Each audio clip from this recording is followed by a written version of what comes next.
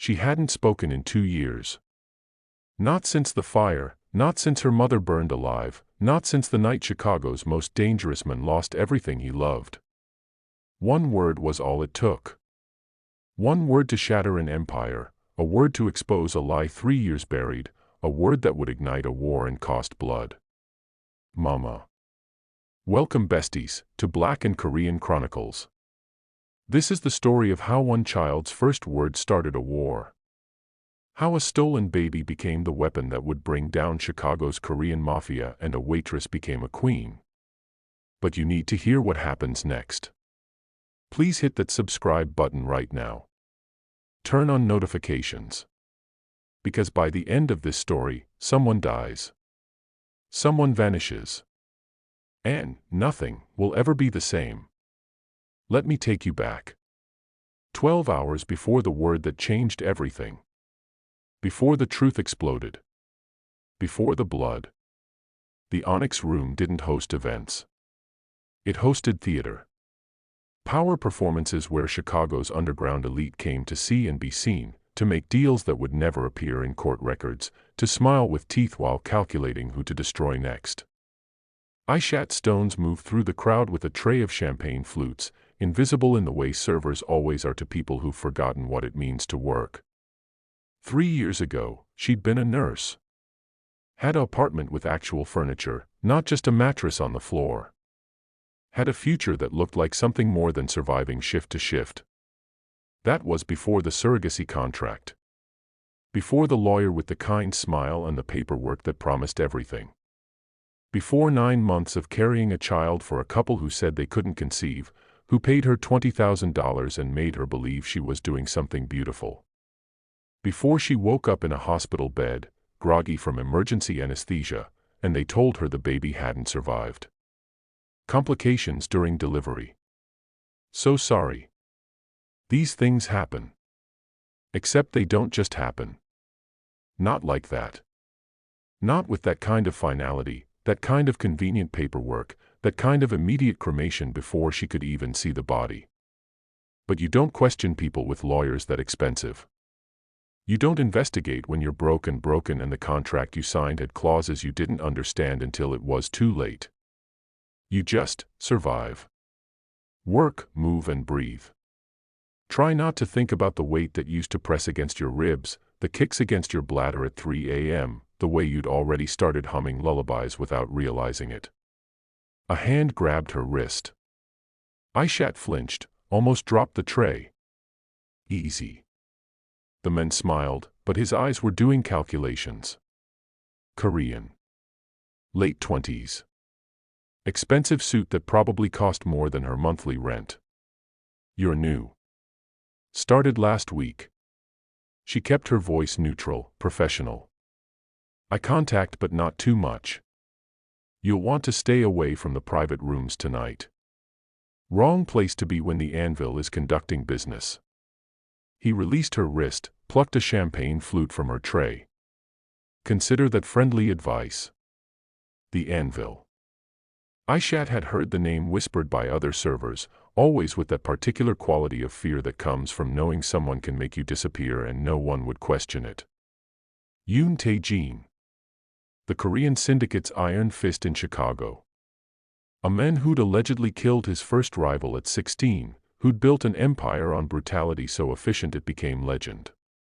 Who'd lost his wife in a house fire 2 years ago and emerged from the ashes colder than before, if the rumors were true. And who had a daughter. A little girl who hadn't spoken since her mother died. Aishat didn't know why she knew that last detail. Didn't know why it stuck in her mind like a splinter. She tried not to think about children anymore. Tried not to notice them in grocery stores, tried not to calculate ages in her head, tried not to wonder what hers would have looked like at 6 months, 1 year, 2 years. She navigated through the crowd, offering champagne, collecting empty glasses, being invisible. A server named Marcus bumped her shoulder as he passed. Boss wants someone to cover the VIP balcony. You're up. Me. I don't even know where. 3rd floor. Private elevator past the kitchen. Just go. Don't make eye contact, don't speak unless spoken to, don't fucking linger. He was already walking away. And Stones. Whatever you see up there, you didn't see it. The private elevator was sleek chrome, no buttons, just a keycard reader. A security guard, massive, scarred, Korean, scanned her temporary badge and stepped aside without a word. The doors closed. Her reflection stared back from the chrome, looking tired and too thin and nothing like the woman who'd had dreams once. The third floor was different. Quieter. Darker. Red ambient lighting that made everything look like a fever dream. Floor-to-ceiling windows overlooking Chicago's skyline, the city glittering with borrowed light. And in the center of the room, on a leather sofa that probably cost more than a car, sat a man and a small child. Yoon Tae-jin was not what Aishat expected.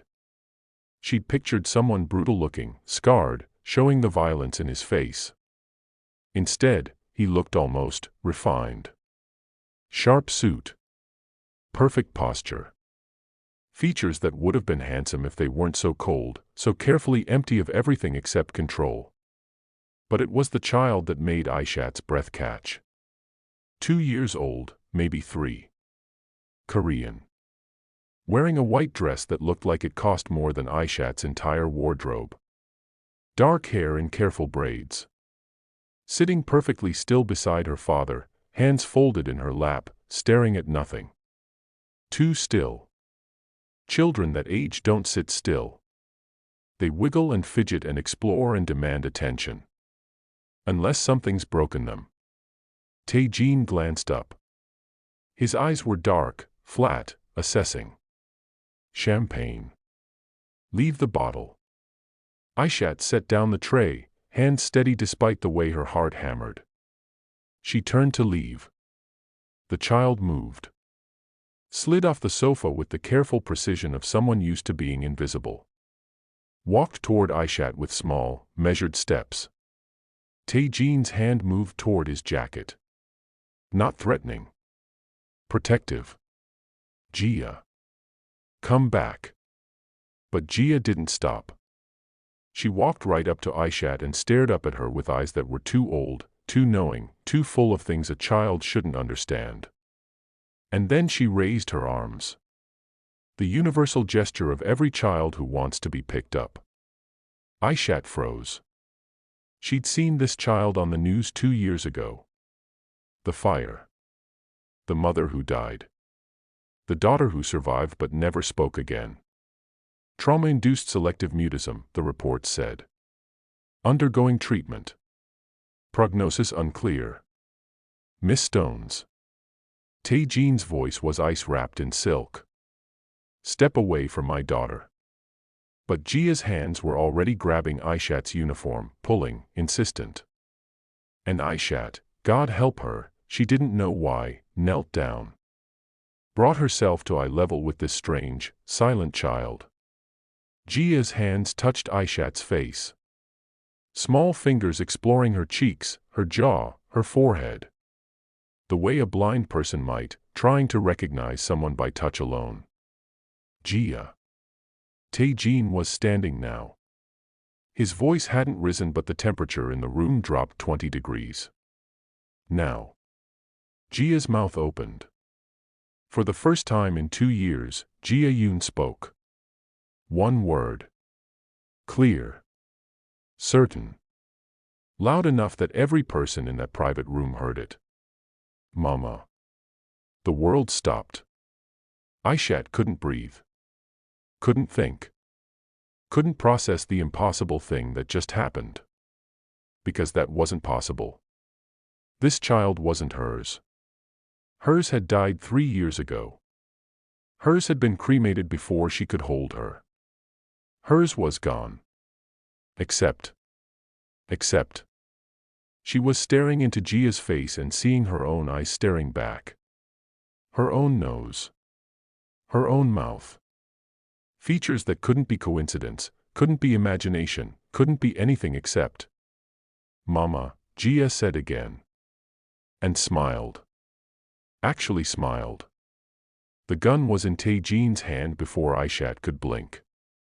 Not pointed at her. Not yet. But there. Ready. His face was a mask of rage barely contained. Who sent you? Each word carefully enunciated. Deadly calm. Who the fuck sent you? I don't. I'm just a server. I don't. My daughter hasn't spoken in 2 years. Not one fucking word. And you walk in and she calls you. He couldn't finish. His hand was shaking. The gun was shaking. Who sent you? No one. I work here. I don't know anything about. Gia was still holding onto Aishat's uniform. Still smiling. Still looking at her with recognition that shouldn't exist. The door burst open. 3 men in suits, guns drawn. Tae-jin raised a hand and they froze. Clear the floor. Everyone. Now. He never took his eyes off Aishat. Except her. She stays. The room emptied.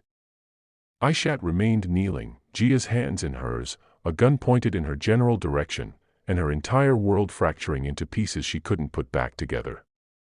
My daughter, Tae-jin said slowly, hasn't spoken since the fire that killed her mother. The doctor said she might never speak again. Trauma too severe. And yet here you are. And suddenly she's talking. He moved closer. Crouched down. Close enough that Aishat could see the tattoos peeking out from his collar. Dragons. Fire. So I'm going to ask you one more time.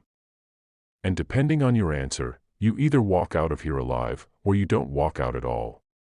His voice dropped to a whisper. Who the fuck are you to my daughter?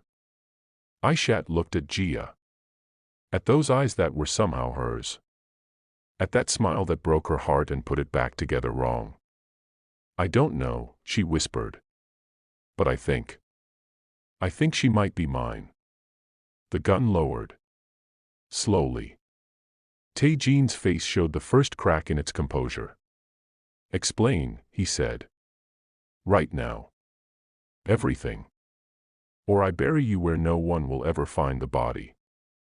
And Aishat, with a 2-year-old child gripping her hands like a lifeline, with a crime lord's gun inches from her face, with her entire past roaring back to life, began to speak. She told him about the surrogacy. The lawyers. The couple. The pregnancy. The delivery she didn't remember because they'd put her under. The baby she never got to hold because they said she'd died. The cremation that happened too fast. The paperwork that disappeared. The $20,000 that felt like blood money but she'd been too broken to refuse. She told him dates. Details. Names she remembered. And watched Yoon Tae-jin's face go from rage to confusion to something much worse. Recognition. What was the lawyer's name? His voice was barely audible. Park. James Park. He worked for some firm downtown, I don't remember. Sonny Kwan's brother-in-law. I don't know who that is. My underboss. My second-in-command. The men who arranged my wife's surrogacy because we couldn't conceive. Tae-jin stood up slowly. The men who told me our daughter was ours. Biologically ours. That the surrogate had been carefully vetted and compensated and moved out of state after delivery. He was pacing now. The gun forgotten. His control shattering. The man who was in my house the night of the fire. Who insisted on checking the nursery. Who carried Gia out while I tried to save my wife. He stopped. Turned. Who told me my wife had started the fire accidentally. That she'd been drinking. That it was tragedy, not malice. The pieces were falling into place. Ugly, terrible pieces. Your wife, Aishat said slowly. What was her name? Yuna. Yuna Kim. She was, he stopped. She was infertile. The doctors confirmed it. That's why we needed a surrogate. That's why Sonny helped us arrange everything discreetly. Did your wife know that the baby wasn't biologically hers? His silence was answer enough. Aishat's mind was racing. If you weren't told I was the surrogate, if she thought the baby was biologically yours and hers, then that means Sonny lied to everyone. Tae-jin's voice was ice. That means he took your child, gave her to us, and made everyone believe the lie. But why? What's the point of control? The word came out like a bullet. Leverage. If he could make us dependent on him for our child, if he was the only one who knew the truth, he could. Tae-jin stopped. His face went pale. The fire. My wife found something. 2 days before she died, she said she needed to talk to me about Gia. About something wrong with the paperwork. Something that didn't make sense. And then she died. They stared at each other. Two people who should have been strangers. United by a child who shouldn't exist and a conspiracy that had stolen 3 years of all their lives. Gia, still holding Aishat's hand, yawned. Leaned against her leg like it was the most natural thing in the world. Mama tired, she said. Not a question. A statement. Her third sentence in 2 years. Aishat wanted to cry. Wanted to scream. Wanted to pick up this child and run and never stop running. Instead, she looked at Yoon Tae-jin. At the men who'd raised her daughter for 2 years thinking she was his. At the crime lord who could make her disappear with a phone call. What happens now? She asked. Tae-jin holstered his gun. Now we get proof. DNA tests. Medical records. Evidence that connects Sonny to the surrogacy fraud. He looked at Gia. And then we get answers. About the fire. About your daughter. About all of it. And me. What happens to me? His expression was unreadable. You stay close. Under my protection. If Sonny realizes Gia spoke. If he realizes what she said. You're both dead. I didn't ask for protection from a crime lord. You didn't ask for your child to be stolen either. But here we are. He moved toward the door. Someone will take you to a safe location. Don't go home. Don't contact anyone. Don't do anything until I have proof. And if you're wrong, if she's not my daughter. He looked back at Gia. At the way she was clinging to Aishat like she'd been waiting 2 years for this moment. I'm not wrong, he said quietly. I've spent 2 years watching my daughter exist without living. And in 5 minutes with you, she's laughing. Talking. Being a child. Something cracked in his voice. Whatever the truth is, it's worse than we know. So you stay alive. And we figure this out. Together. The door closed behind him.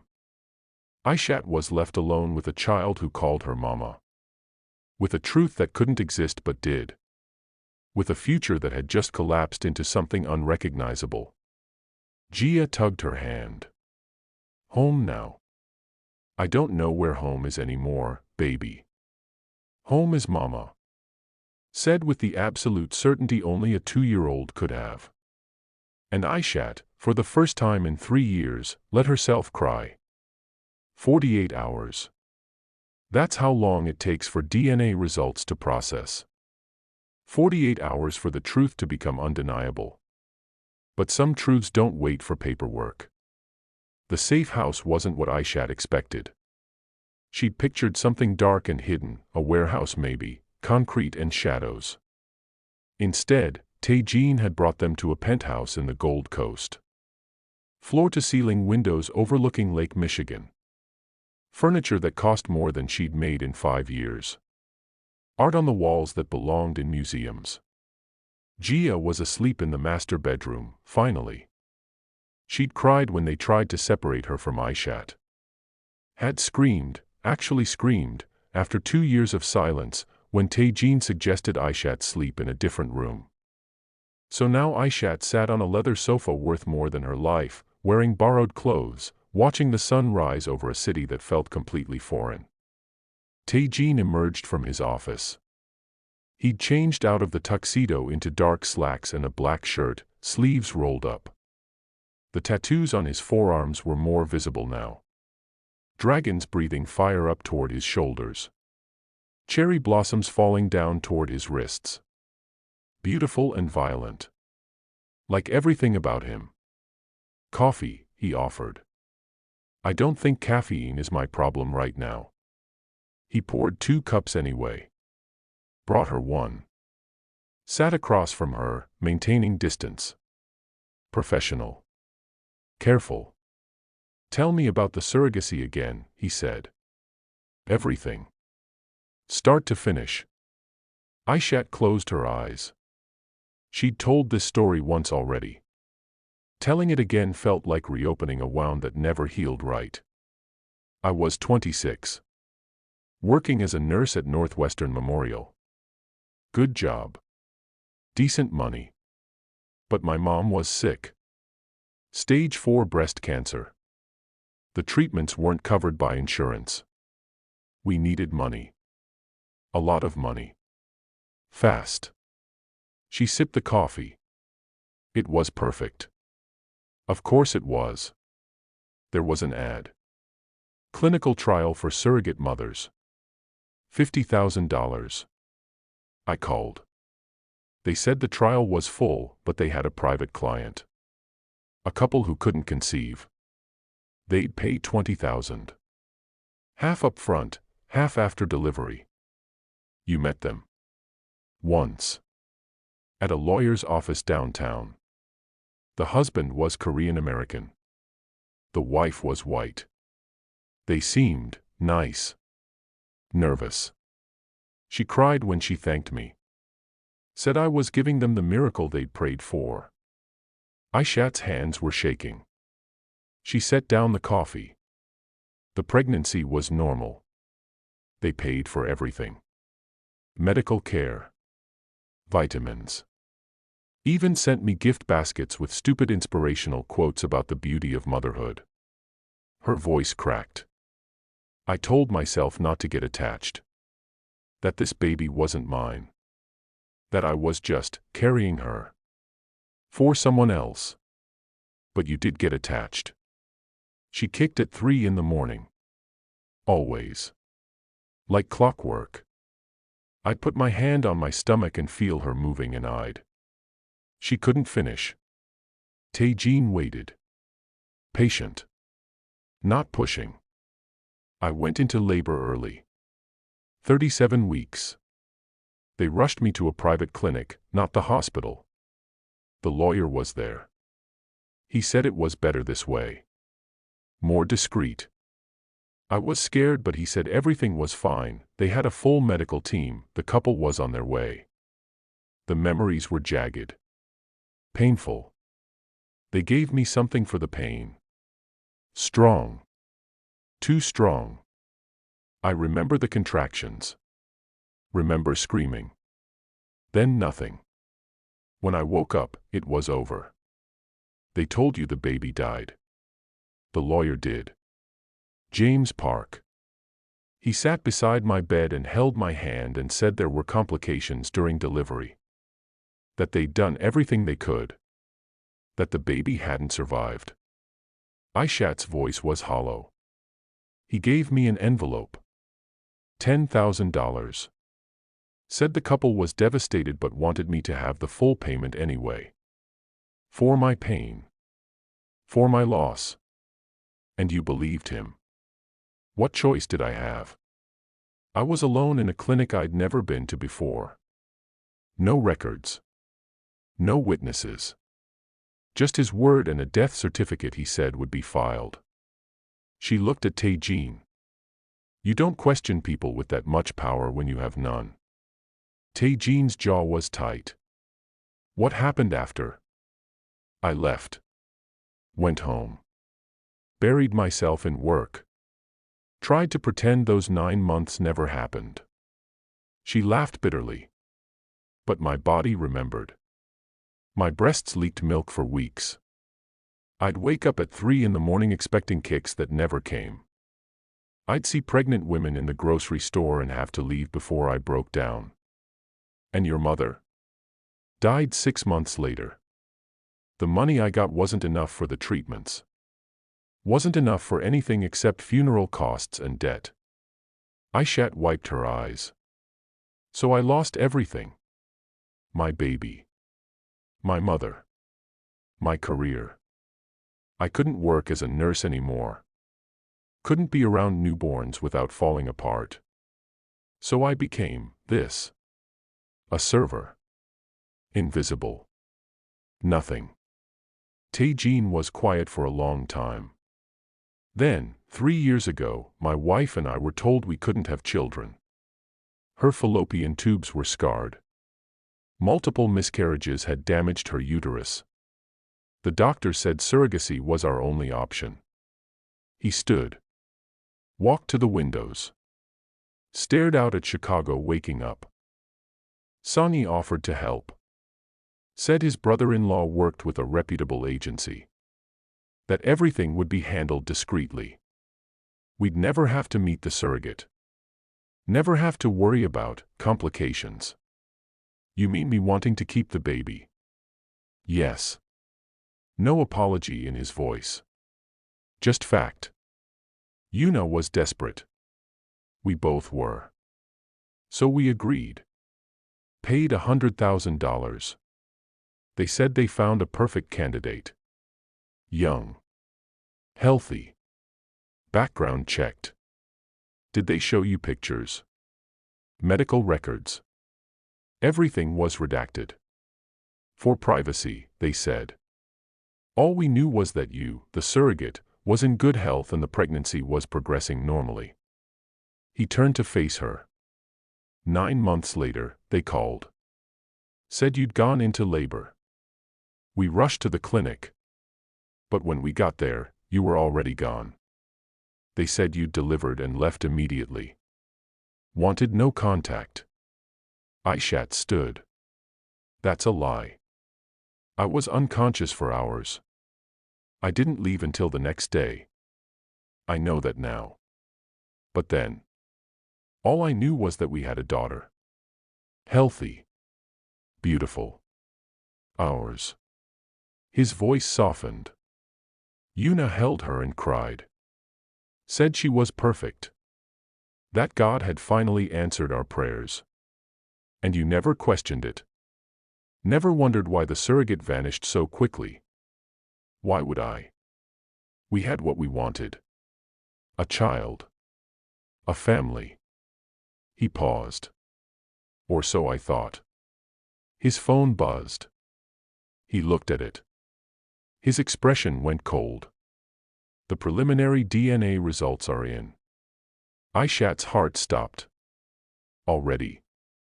You said 48 hours. I paid for expedited processing. Money opens doors. He opened the email.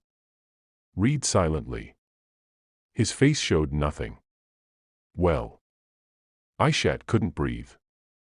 What does it say? Tae-jin looked up. Gia is biologically yours. 99.9% certainty. You're her mother. The world tilted. Aishat sat down hard. And you, she whispered. Are you her father?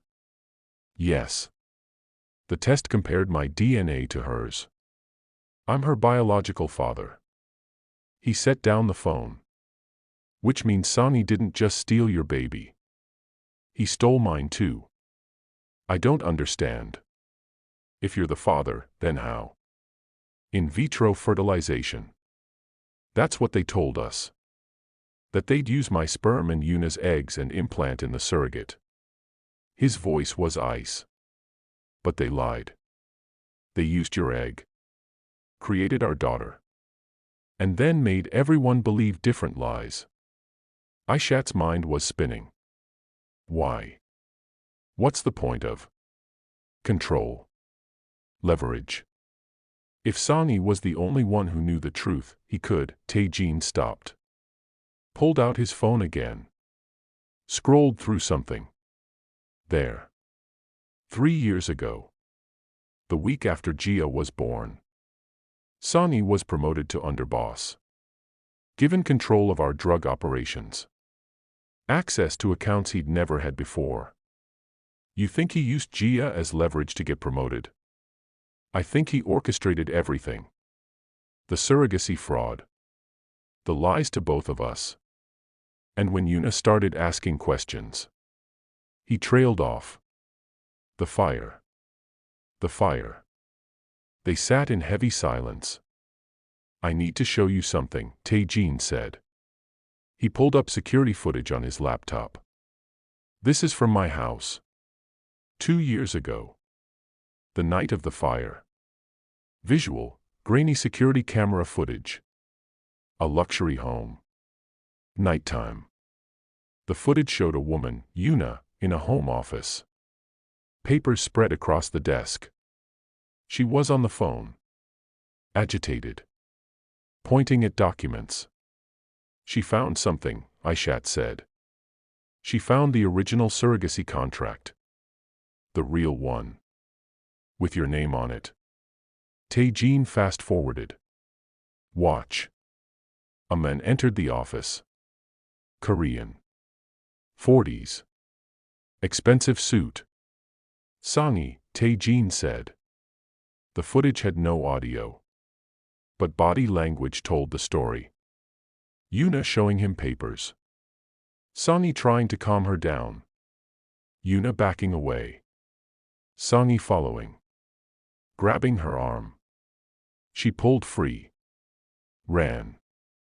The timestamp showed 11:47 p.m. The fire department was called at 12:13 a.m.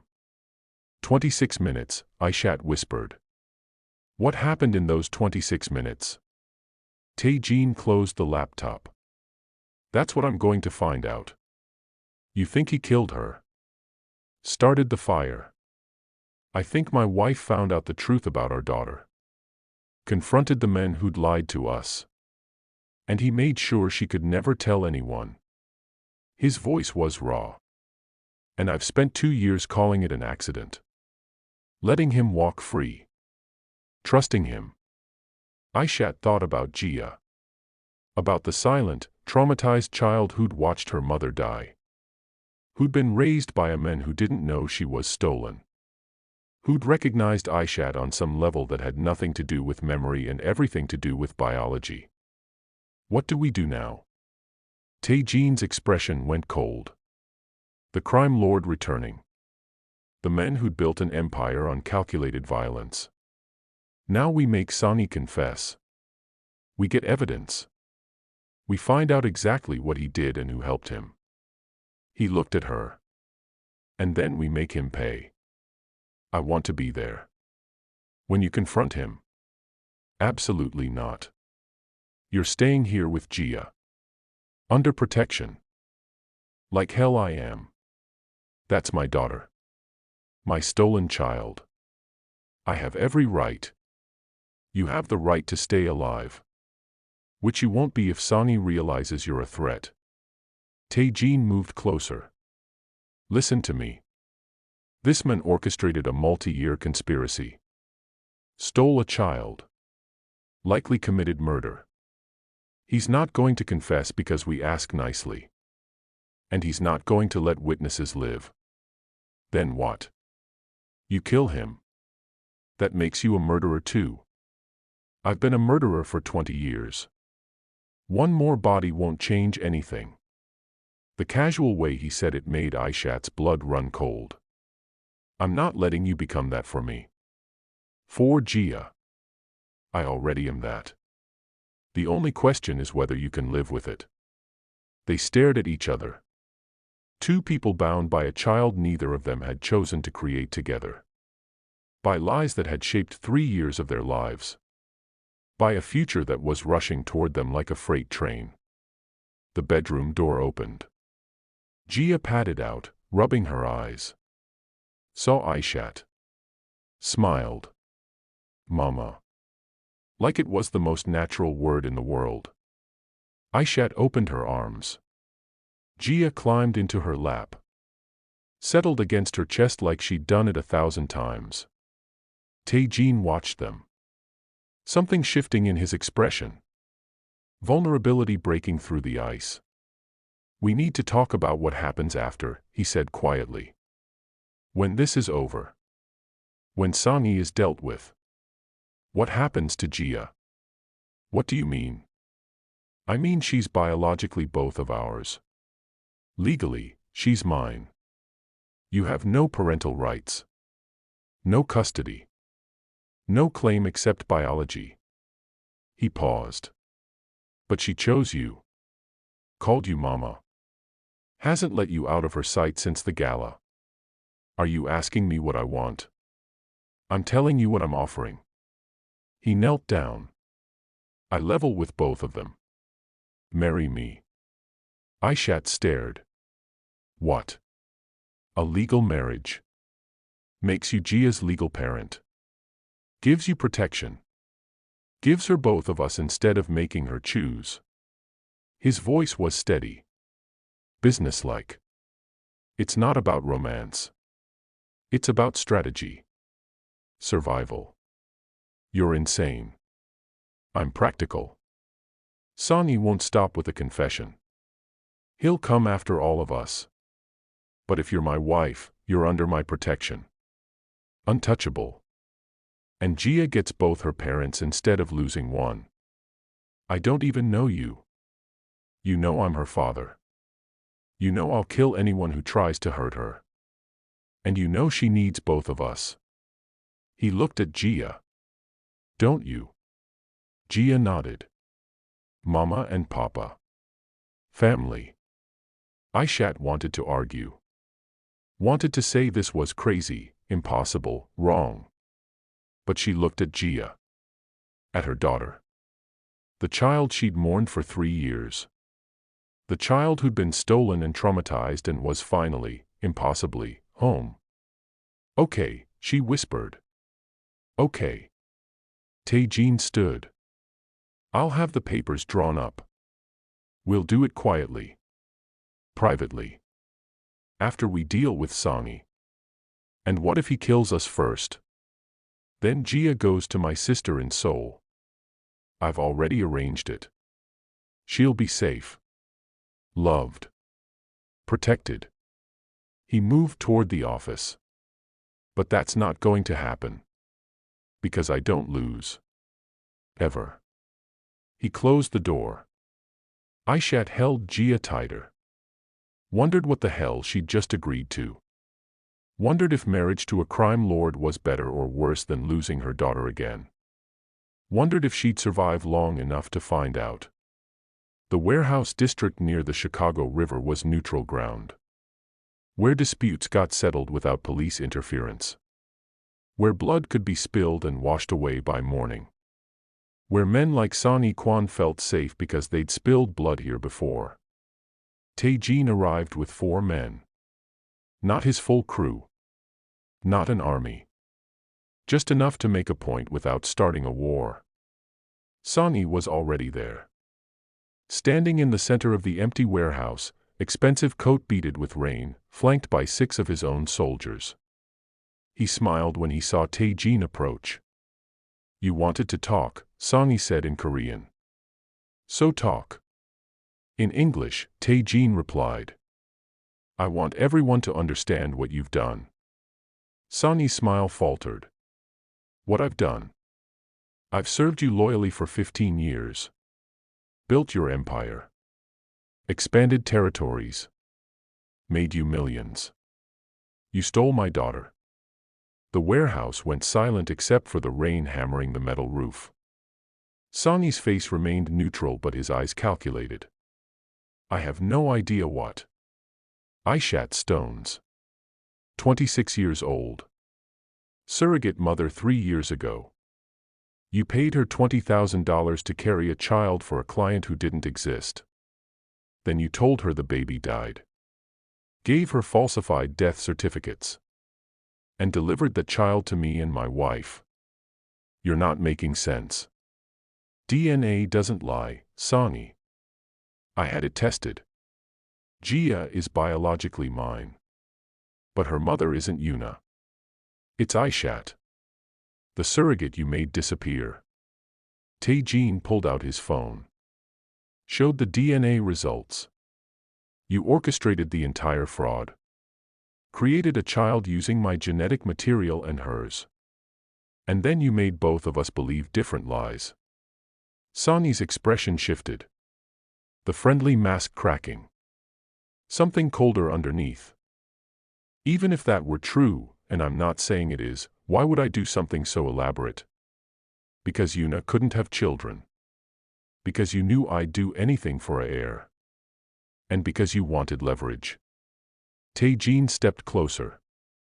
The week after Gia was born, you were promoted. Given access to accounts you'd been locked out of for years. Given power you hadn't earned. Because you had something on me. Something that could destroy my marriage, my reputation, my claim to my own daughter. Prove it. I already have. Your brother-in-law James Park handled the surrogacy contracts. The clinic where Aishat delivered was owned by a shell company traced back to your wife's family.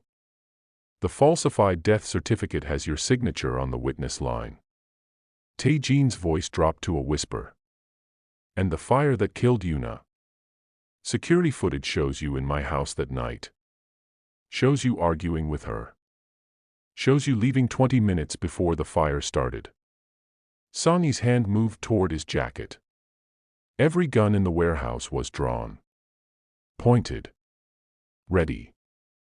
Don't, Tae-jin said calmly. You pull that weapon, everyone dies. Including you.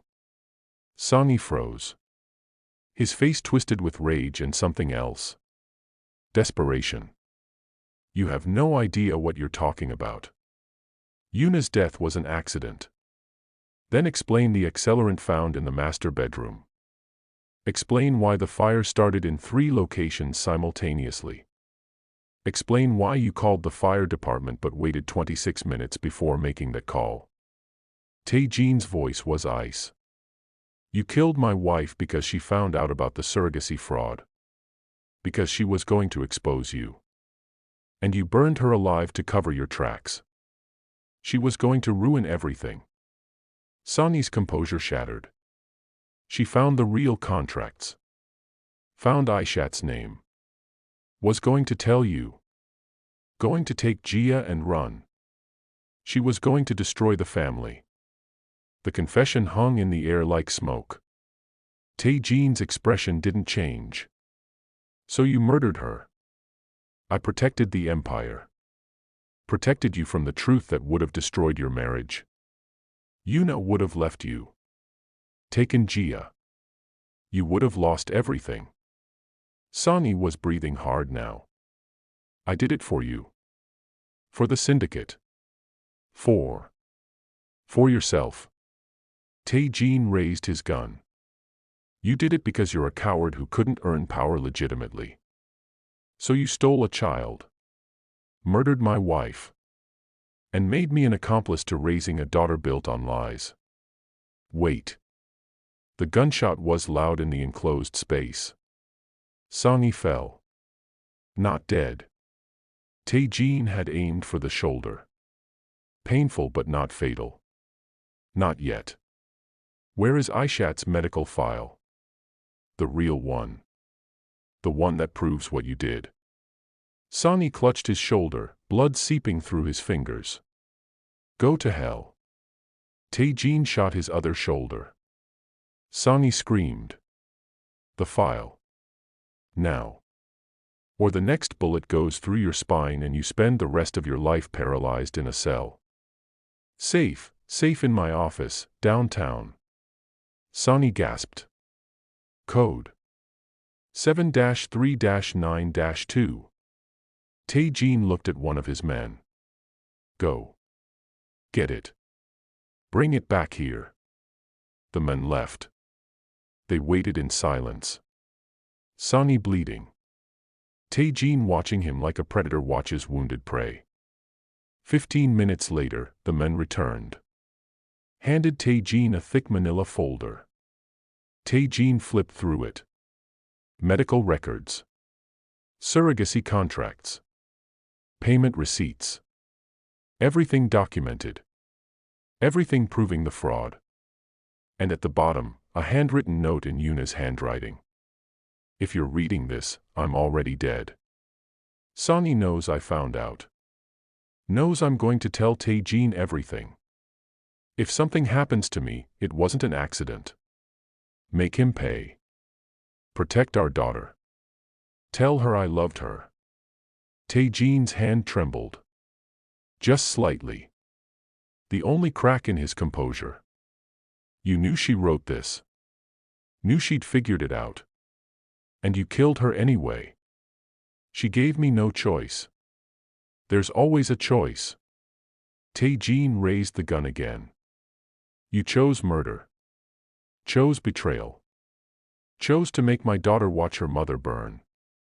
Tae-jin, please. The second gunshot echoed through the warehouse. Sonny slumped. Dead before he hit the concrete. Tae-jin holstered his weapon. Looked at his men. Clean this up. Make it look like a rival gang hit. And spread the word, anyone who worked with Sonny on the surrogacy fraud has 24 hours to confess or join him.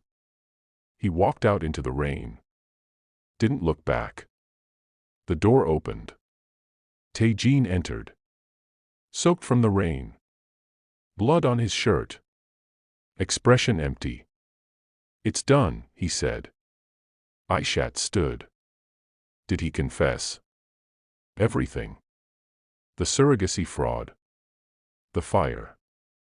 All of it. He held up the manila folder. And we have proof. Medical records.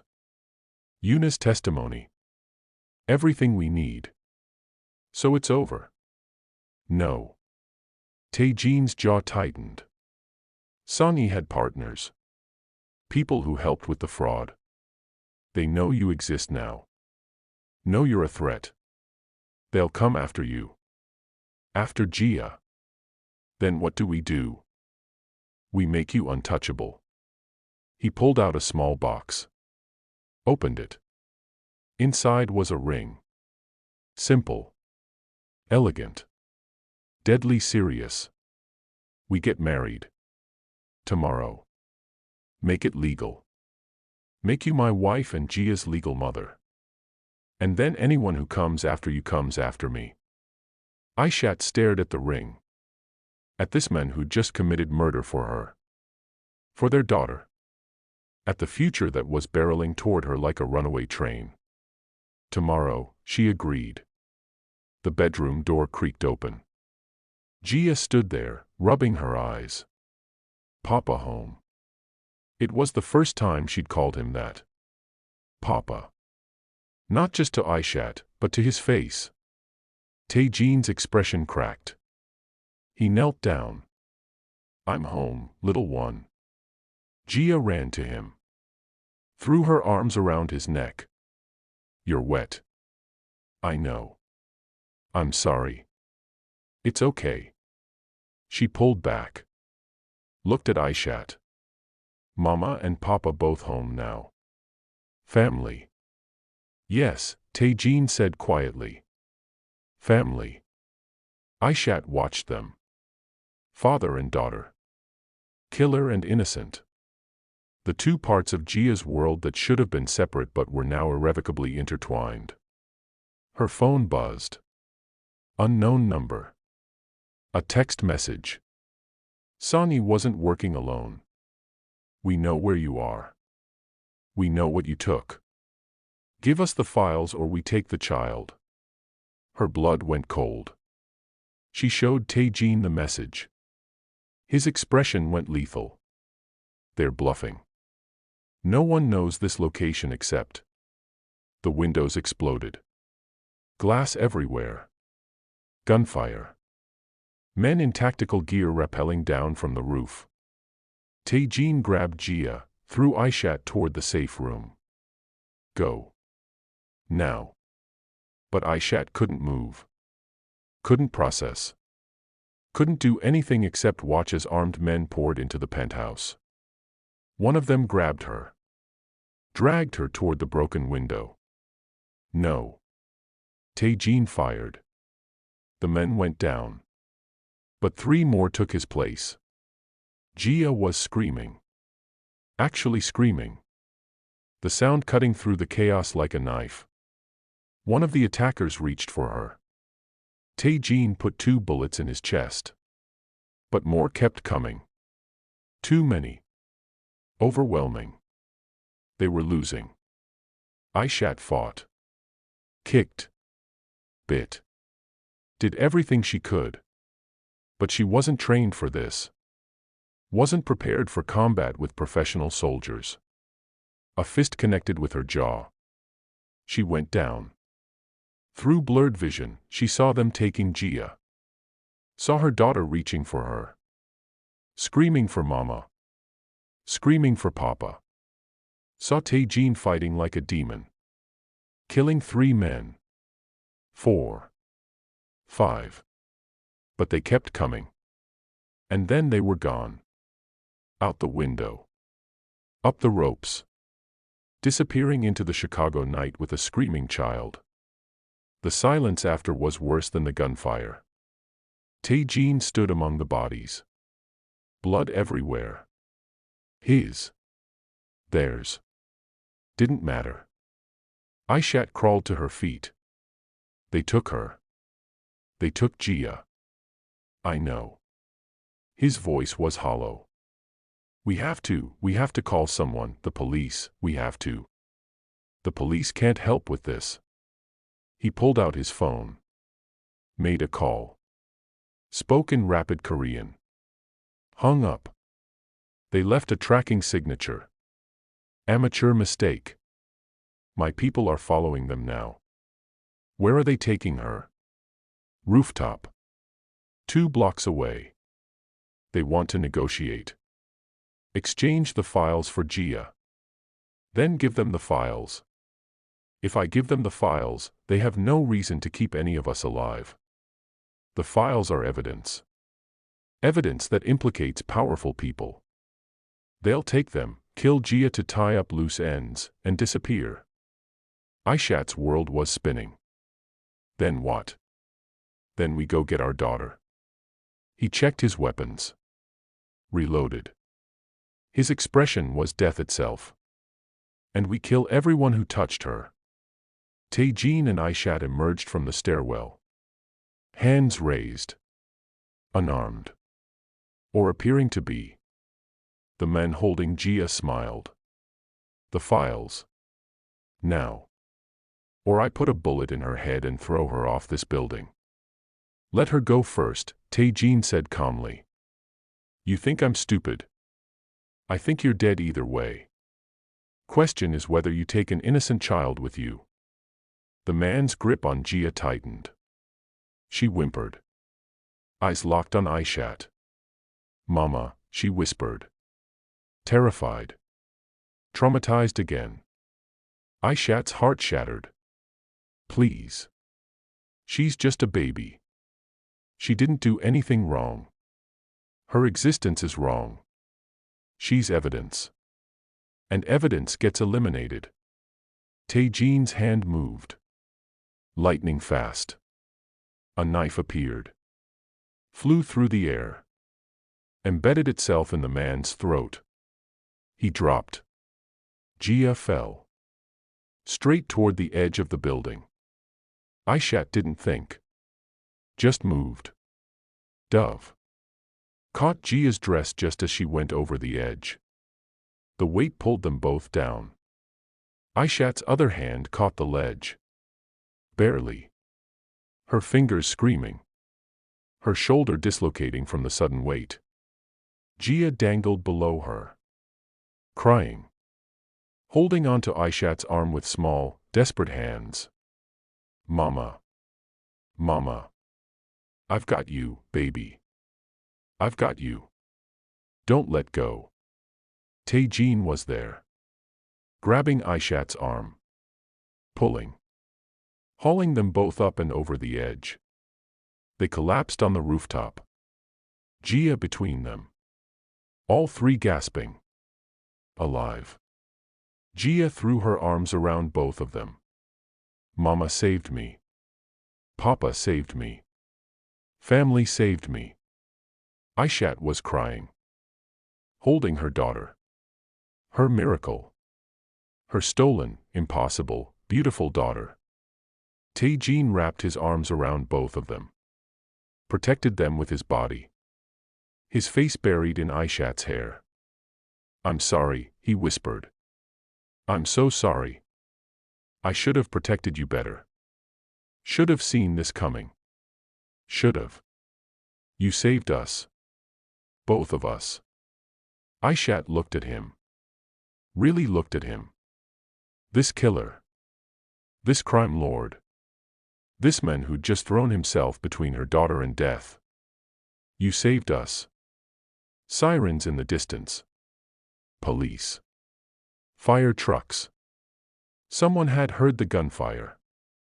"We need to go," Tae-jin said. "Now." Before they arrive. They ran. Down the fire escape. Into the alley. Into a waiting car. And drove into the night. Three people who'd become a family in the worst possible way. Bound by blood and lies and violence and something that might have been love if they'd had time to figure it out. The courthouse wedding was nothing like either of them imagined their marriages would be. No white dress. No tuxedo.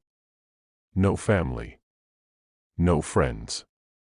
Just a judge who didn't ask questions, two witnesses pulled from the hallway who signed papers without reading them, and a ceremony that lasted 4 minutes. Aishat wore a simple navy dress borrowed from Tae-jin's sister who'd flown in from Seoul overnight. Tae-jin wore black, always black, with a single white rose pinned to his lapel. Gia stood between them in a yellow sundress, holding both their hands. When the judge asked if they took each other, they both said yes. Not because they loved each other. Not yet. But because they loved the child between them more than they feared what loving each other might mean. The ring Tae-jin slid onto Aishat's finger was warm. Heavy. Real. "You're now legally married," the judge said. "You may kiss." They looked at each other. Two strangers bound by biology and necessity and trauma. And they kissed. Briefly. Carefully. A promise sealed but not yet understood. Gia clapped. Mama and Papa married now. Family forever. Forever. Such a big word for such a small person to understand. But maybe she understood it better than either of them did. 6 months. That's how long it took for the three of them to stop being strangers living in the same house and start being something that looked like family. That's how long it took for the nightmares to stop happening every night and start happening only sometimes. That's how long it took for Gia to laugh without flinching first. The house in Lincoln Park was different from the penthouse. Smaller. Quieter. With a backyard where Gia could play without bodyguards hovering. Where neighbors waved and didn't ask what Tae-jin did for a living. Where Aishat could breathe without checking every shadow for threats.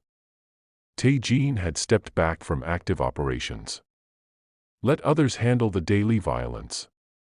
He still controlled the empire, money flowed, power remained, but he wasn't the one pulling triggers anymore. He'd promised Aishat that. The night after the rooftop. When Gia was finally asleep and they sat in the wreckage of the penthouse waiting for cleaners to arrive. "I can't leave this world completely," he'd said. "I'm too deep. Too known. But I can be less visible. Less directly involved in the violence.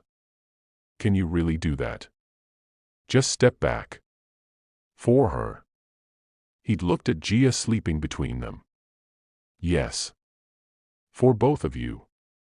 And he'd kept that promise. Mostly. There were still late-night phone calls.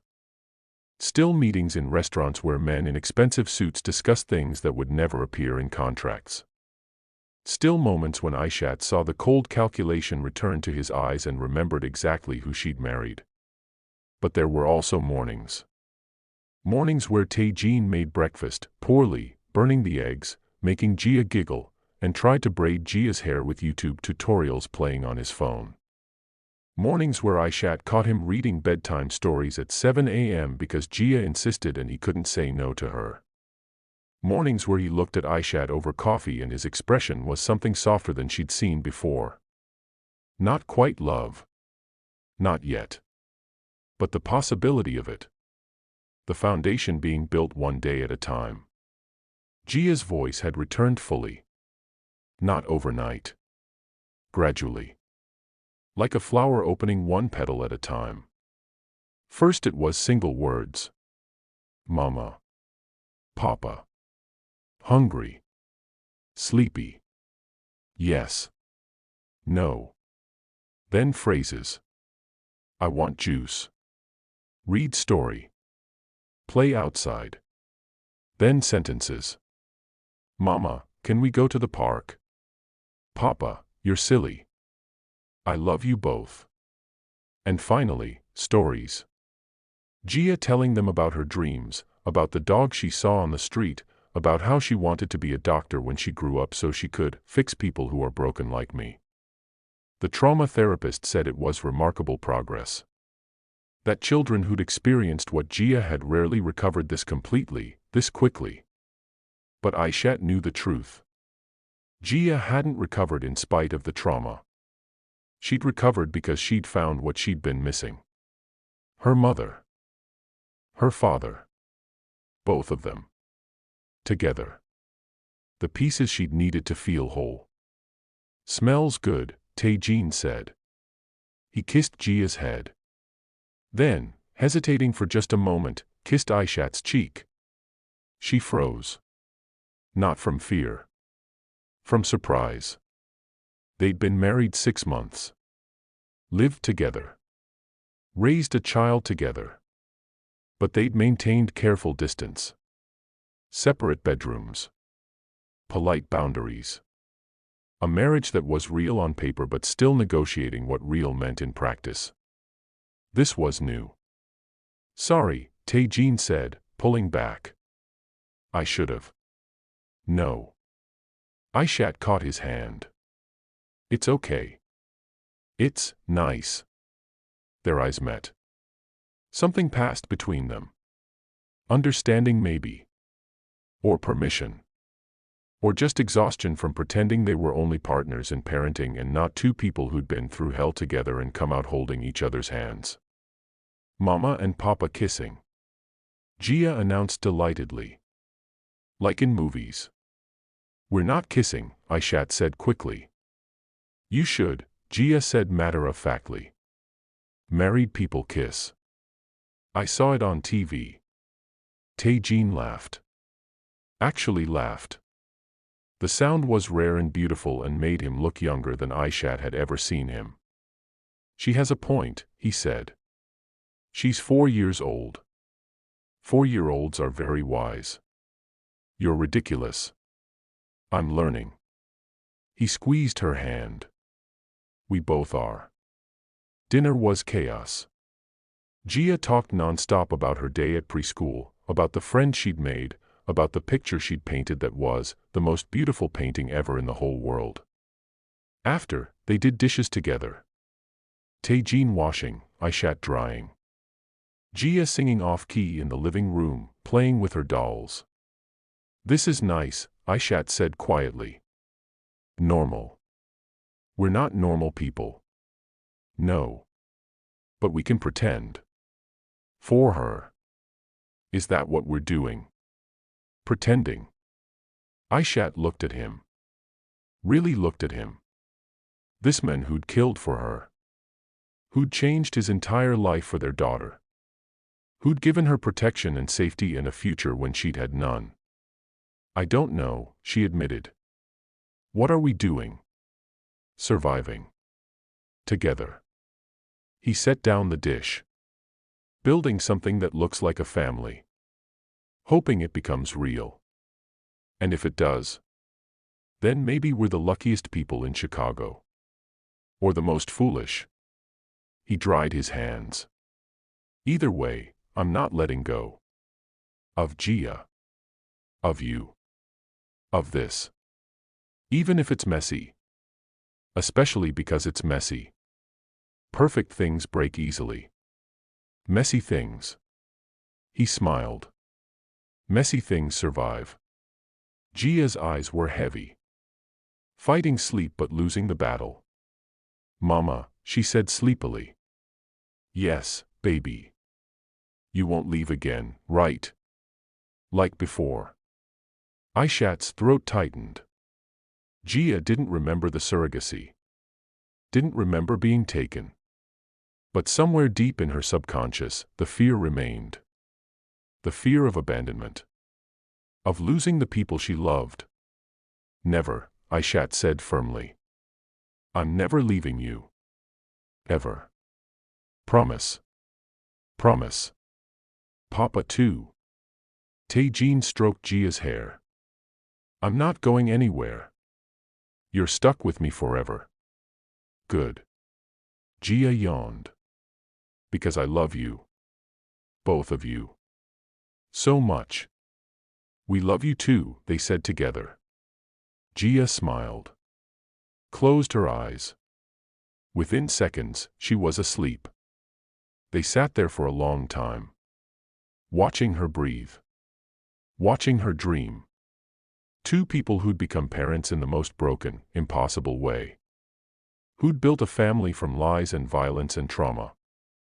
Who'd somehow made it work. Finally, they stood. Moved to the doorway. Aishat turned off the light, leaving just the night light glowing. In the hallway, Tae-jin caught her hand. Thank you, he said quietly. For what? For not running.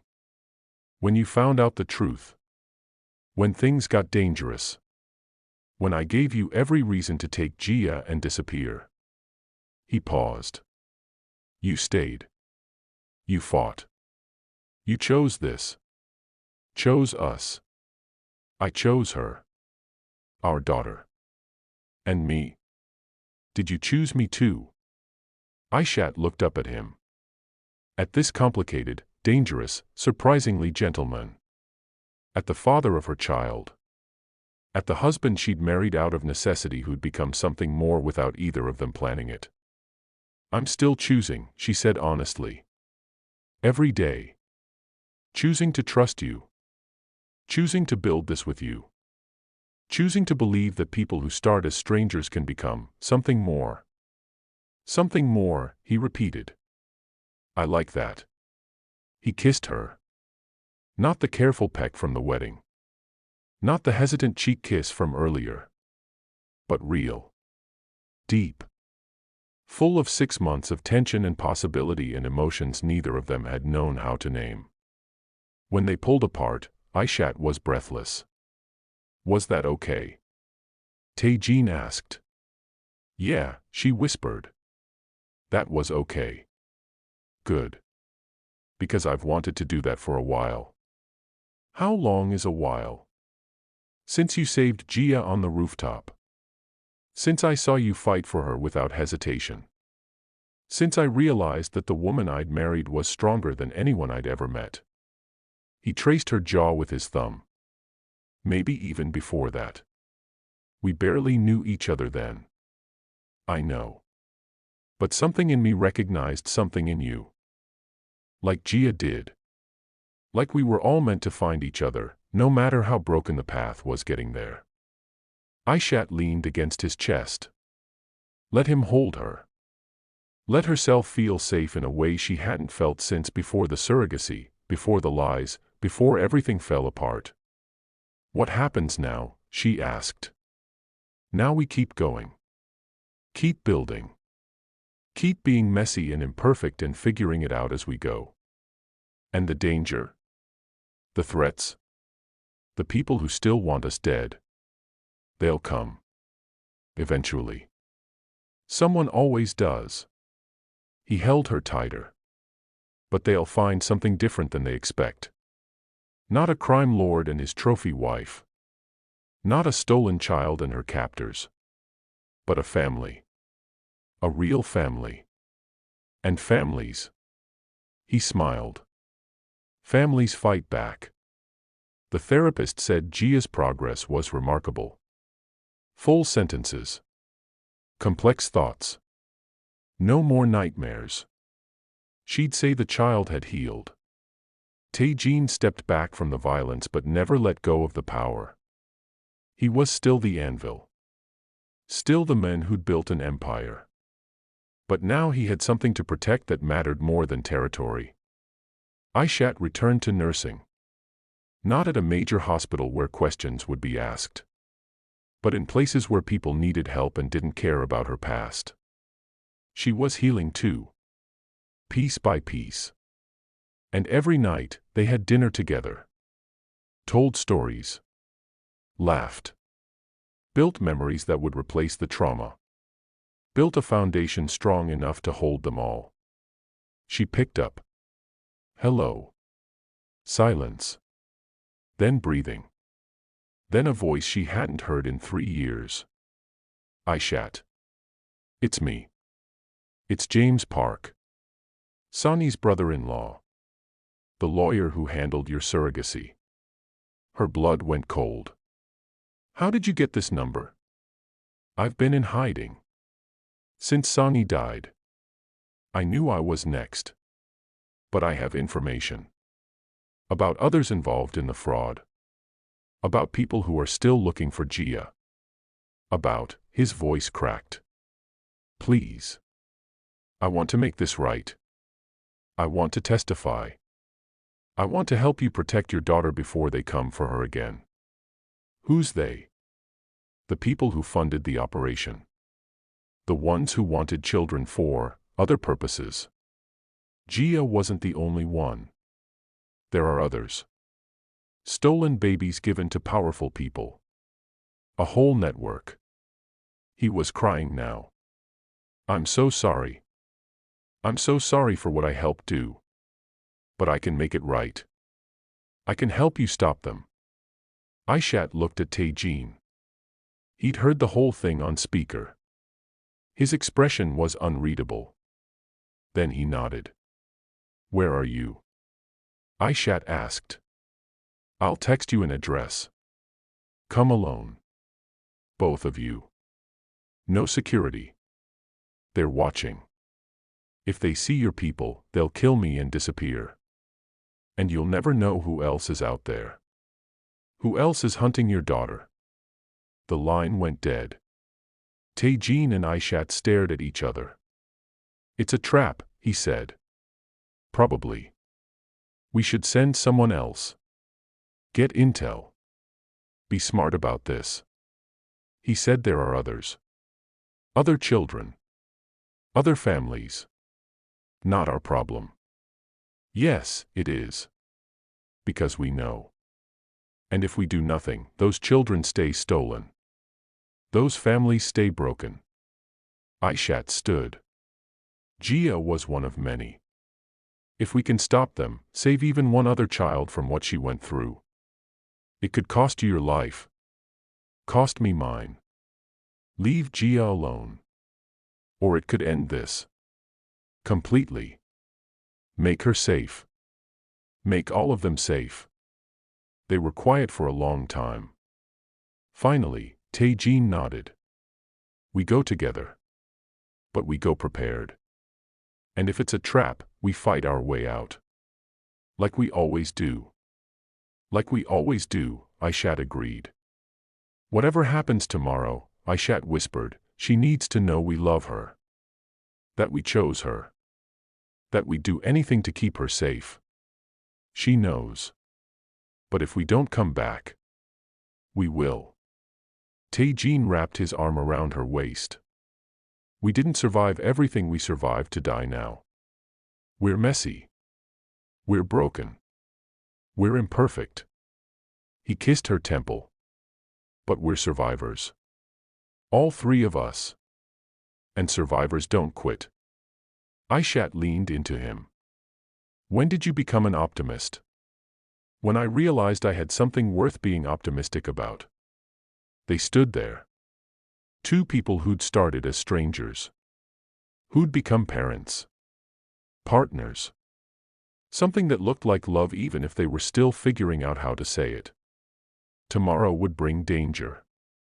Possibly death. Definitely truth. But tonight, they had this. A sleeping child. A quiet house. Each other. And for now, that was enough. Where are you going? Jia asked. Work, Tae-jin said. We'll be back tonight. Promise. Aishat knelt down. Hugged her tight. Promise. We always come back. Always. I love you, Mama. I love you too, baby. So much. Tae-jin hugged her next. Be good for your aunt. I will, Papa. She pulled back. Looked at both of them with those two knowing eyes. Be careful. Both of you. We will, they said together. They walked out. Got in the car. Drove toward an address that could be salvation or death. They parked. Got out. Weapons hidden but ready. The building loomed. Dark. Quiet. Dangerous. Tae-jin took Aishat's hand. Whatever happens in there. I know. We fight. We survive. We get back to her. Together. They walked into the darkness. Some love stories end with happily ever after. Others end with survival. Aishat and Tae-jin learned that sometimes the greatest love is built in the spaces between trauma and healing. That family isn't always blood, sometimes it's choice. Sometimes it's the people who refuse to let you face the darkness alone. They survived that warehouse. Exposed the network. Saved 17 other stolen children. And came home to Jia. Broken but alive. Together. This is their story. A Korean crime lord who learned to love. A stolen mother who became a queen. And a little girl who spoke one word and changed 3 lives forever. They say home is where the heart is. But for Aishat, Tae-jin, and Jia, home is where they fought for each other. Where they chose each other. Where they became something that shouldn't have worked but did. Home is where the stolen pieces finally fit together. Thank you for watching. If this story moved you, hit that like button.